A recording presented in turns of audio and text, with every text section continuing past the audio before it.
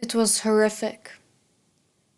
For almost 900 days, the city of Leningrad was held under siege in the most agonizing conditions.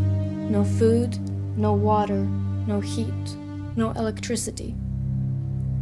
During the years 1941 till 1944, the people of Leningrad were exposed to experiences of their own worst nightmares. Temperatures reached a record low of -40 to -40 degrees Fahrenheit in winter. Even eyelashes froze shut. Water could only be accessed by drilling through thick layers of ice. Food was rationed in minimal pieces of bread, and the people began conforming to lives of cannibalism and theft to survive. The dead were a daily sight for the civilians of Leningrad.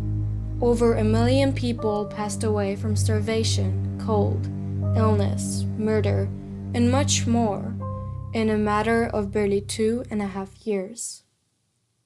And yet, after all the suffering, the souls of Leningrad were not broken. The metronome of Leningrad beat on.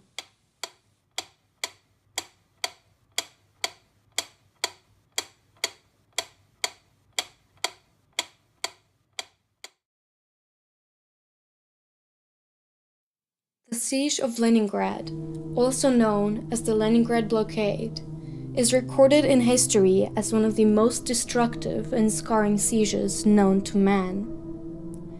The siege was put into plan on June 22, 1941, according to Operation Barbarossa, which included the conquer and destruction of major Western Soviet cities and landmarks.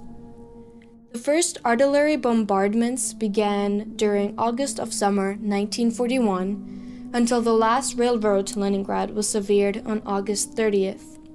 The German and Finnish armies began closing in on Leningrad, and the city was completely surrounded on September 8th. Once the Badajevsky General Store, Leningrad's main food depot, was destroyed on September 12th, the city entered a state of panic.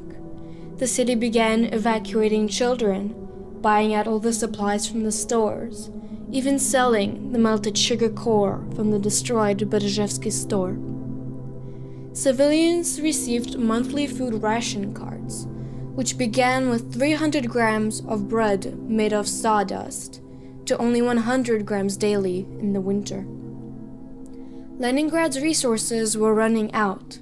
Heating and electricity were no longer available. Hospitals were packed, and hundreds died every day.